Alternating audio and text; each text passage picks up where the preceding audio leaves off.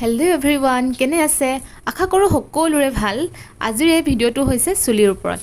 যিহেতু এতিয়া গৰমৰ দিন আহি গৈছে আৰু গৰমৰ দিনত আমাৰ চুলিৰ নানা ধৰণৰ সমস্যাই দেখা দিয়ে নহয় জানো।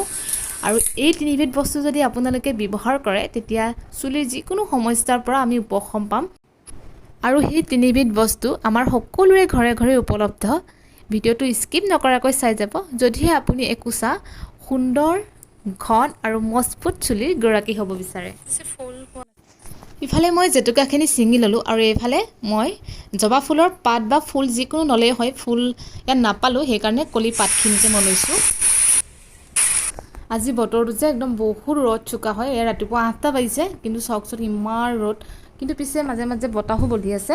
আৰু এইজোপা চাওক, এইজোপা হৈছে জেতুকা গছজোপা, একেবাৰে আমাৰ চোতালতে আৰু মুখতে। এইয়া এতিয়া যাওঁ, এয়া মোৰ পাতখিনি ছিঙা হৈ গ'ল। ফুল পিছে এপাহো নাপালোঁ। এতিয়া এইখিনি মই ৰেডি কৰোঁগৈ। আৰু 3 নম্বৰটো হৈছে এইয়া এল'ভেৰা। এইজোপা মই ৰোৱা এল'ভেৰাজোপা অকণনি অকণনি পুলি ওলাইছে, দেখিছেনে?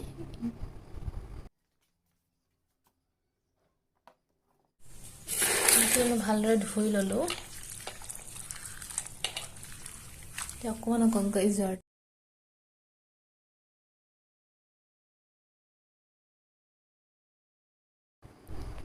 জেতুকা পাতখিনি আৰু জবা ফুলৰ পাতখিনি ভালদৰে এনেদৰে গুড়ি কৰি তাতে মই আকৌ যোগ কৰি দিছোঁ এল'ভেৰাখিনিও।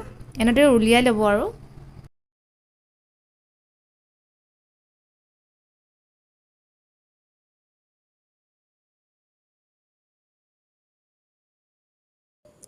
আৰু ইয়াতে মই এটা বস্তু যোগ কৰিছোঁ, পিয়ৰ সৰিয়হৰ তেল। 3-4 চামুচমান হ'ব চাগে। আপোনালোকে নাৰিকল তেলো ব্যৱহাৰ কৰিব পাৰে।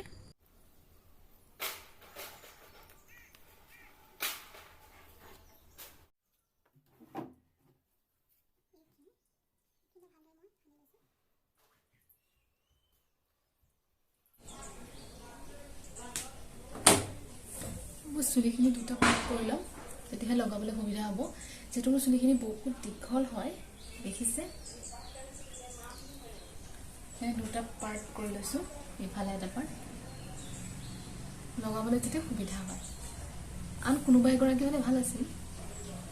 অকলে অকলে লগাবলৈ মানে অকণমান নিজে লগাবলৈ অকণমান দিগদাৰে হয়।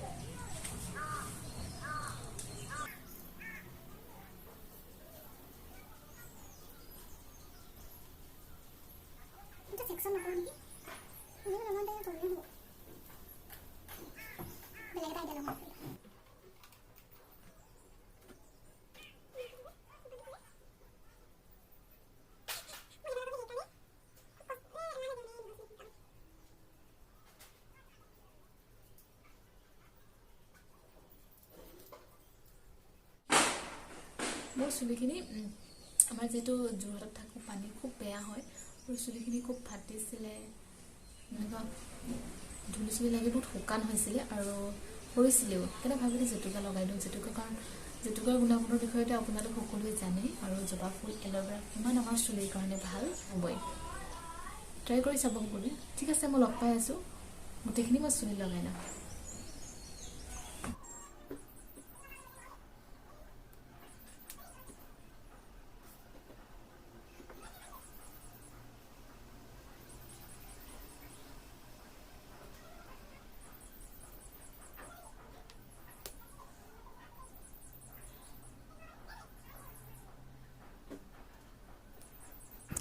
আৰু এয়া মোৰ গোটেইখিনি চুলিত লগাই হৈ গ'ল। পলিথিন এটা লগাই দিলোঁ, গোটেই মানে এনেকৈ বিয়পি আহিছিলে মানে। এনেদৰে এতিয়া ৰৈ থাকোঁ, 2 ঘণ্টামান লাগিব চাগে। যেতিয়ালৈকে মানে জেতুকাখিনি শুকাই নাযায়, তেতিয়ালৈকে আপোনালোকে এনেদৰে থৈ দিব পাৰে। আৰু এনেদৰে ট্ৰাই কৰি চাব। আৰু মাহেকত 2বাৰকৈ হ'লেও আপোনালোকে জেতুকা জবা ফুল এনেদৰে গুড়ি কৰি চুলি লগাই থ'ব পাৰে। আপোনালোকৰ চুলি সৰা সমস্যা, চুলি ফটা আৰু চুলিৰ যিকোনো সমস্যা আপোনালোকৰ একদম 100% সমাধান হ'বই। যিটো আমাৰ একদম কলনী ওচৰতে জেতুকা গছজোপা আছে, খুব ভাল হৈছে। মই চাওঁ ইমান ধুনীয়া কালাৰো ধৰিলে, গোন্ধটো যে একদম। আৰু এতিয়া এনেই বহি থকাতকৈ ভাবিলোঁ কেঁচা হালধি অকণমান আছিলে তাকে অকণমান গালতো লগাই লওঁ।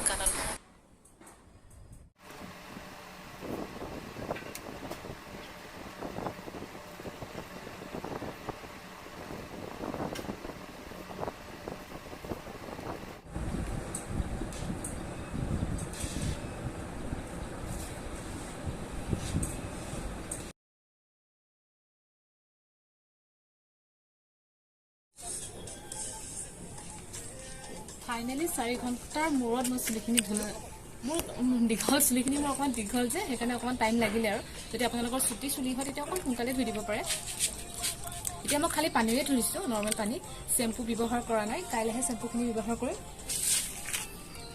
এয়া চাওক, এতিয়া মনটো অকণমান ভাল লাগিছে কাৰণ চুলিখিনি অকণমান যেন কিবা এটা পাইছে তেনেকুৱা লাগিছে। আৰু আমাৰ প্ৰায় আমি সকলোৱে এটা কথা ভুল কৰি এনেকৈ চুলিখিনি যেতিয়া তিতি থাকে ন, তেতিয়া আমি মানে এনেকৈ ফণিয়াই দিওঁ যে, সেইকাৰণে আমাৰ চুলি সৰা বেছি হয়।